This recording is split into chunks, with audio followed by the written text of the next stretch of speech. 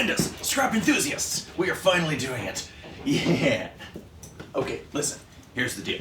Electric motors. These are one of the better things to spend your time scrapping at because you get a pretty decent return, dollars per hour sort of thing. And they're also pretty common. But time is money, so I've been looking for the best way to actually clean them out and get the copper separated from the steel.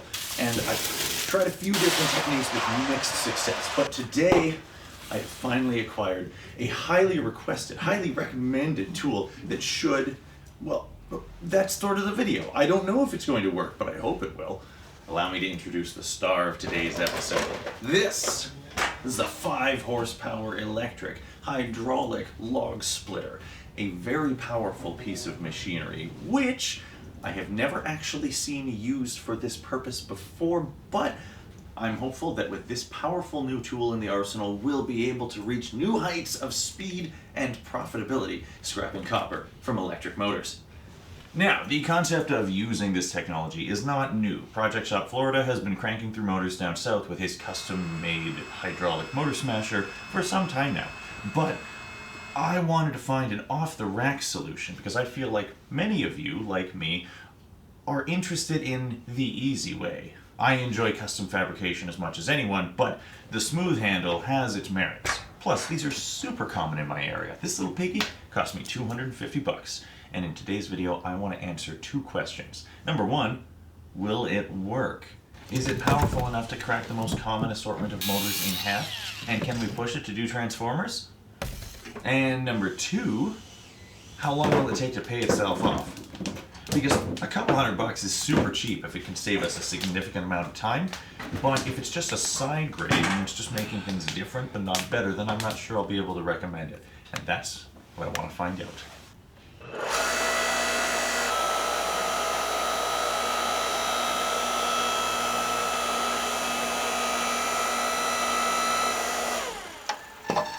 All right, enough yapping.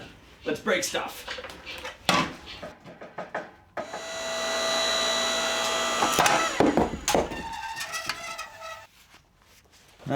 Not what I meant.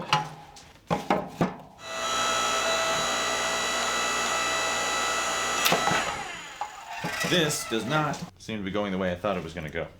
So, I'm going to try a slightly wider motor. See if that helps. Because it does seem to be trying to escape. So maybe it's the narrow ones that are causing it. This is intimidating.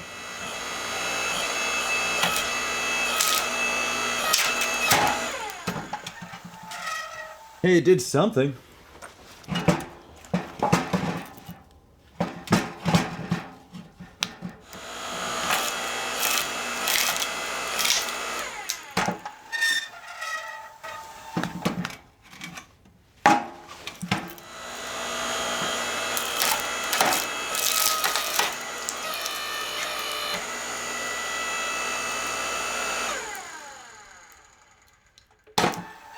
It's just compressing the wood.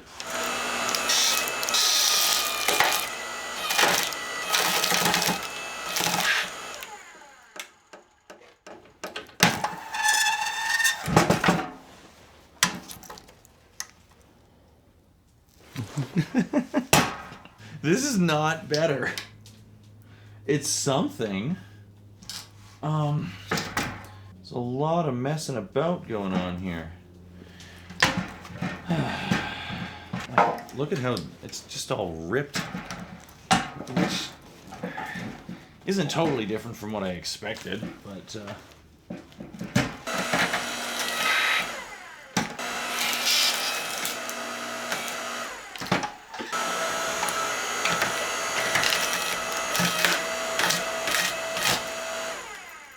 okay, that was definitely a thing. I don't love the way it's turning out with the... I want it to split cleanly through, but it's catching and tearing so many of these plates. I'm going to try a fresh one.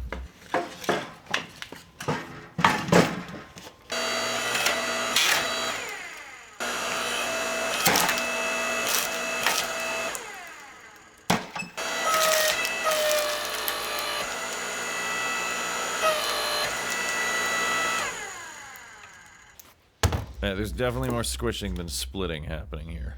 It's actually worse. It just mashed more. Look at that. No. Let's try a smaller one.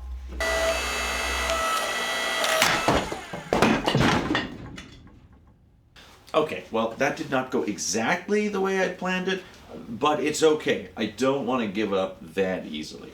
I can see a couple places where this was going wrong, and I've come up with an alternative plan. So, with a little bit of cutting and some grinding and some welding of a few different pieces of junk I had laying around, I came up with this.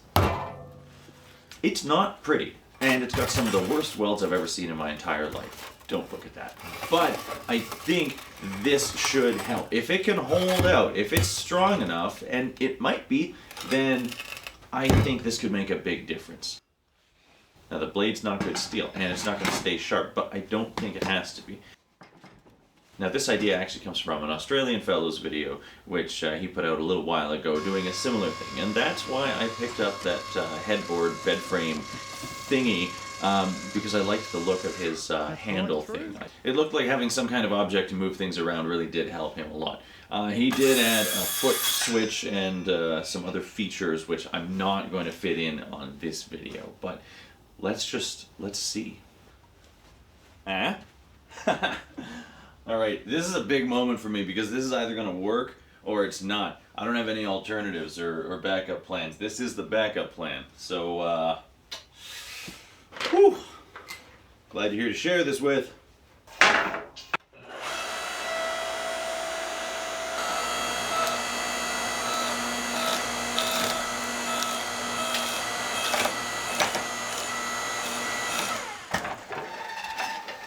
Oh my God, that actually worked. It made a bit of a mess, but that's not really the fault of the, that's because we mashed this one all up before. Ha! We'll deal with that in a sec. Let's try a fresh one.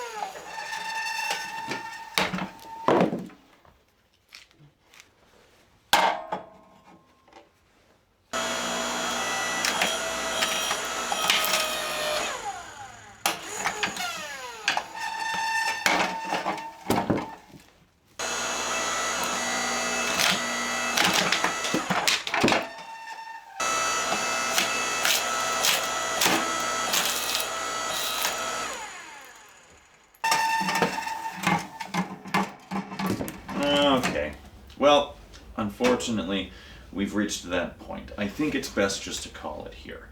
I'm not saying this would never work because it clearly has plenty of power, but we can also clearly see that most of what I'm doing is just mashing up perfectly good. Well, they're scrap, but I'm just squishing and mashing and tearing these motors rather than splitting them apart clean. And that could be for a number of reasons, but even with different sizes, the results are the same. Those results being just making it that much more difficult to get any of the copper windings out at all. My little DIY project seems to be holding out just fine though. It's perfectly strong, lots of reinforcement, and those welds being ugly, well, forget about the welds. And the blade is holding up surprisingly well. Even though it's not like a high-grade steel or a high-carbon steel, you know, just the dimensions makes it a lot more resilient to the previous project of the like that we tried. So we're learning. One of the things I learned is this thing definitely has enough power to do the job. It's fine in that regard, but there's something to be said for a purpose-built machine. I think the only real problem, the critical failure, is the same as it was when I was using the blocks of wood. It's just not a very direct transfer of power. It's walking around. So if I were to continue trying to make this work, I think, number one, well, a foot pedal would be nice, but rather than the stick, maybe some sort of a cup or something here, because this has a rounded end, and that's where the problems start, I think. So, piece of pipe there, so that it actually hit it, you know, in multiple points straight on, rather than pushing the heel of it off in one direction or another. I think that would make a big difference. Unfortunately, as it stands, I'm now out of time to mess around with this thing and try and make it work. So for the time being, I'm going to stick with the diamond blade, cutting the tops off, and just hammering the stuff out with the SDS rotary hammer, demo hammer, what have you. But thank you for checking it out, and I hope everyone is having an excellent, relaxing, rejuvenating holiday season if you're watching this when it's new. Either way, it's wonderful having you here, and I look forward to seeing you on the next one. So leave it better than you found it, and keep doing the thing.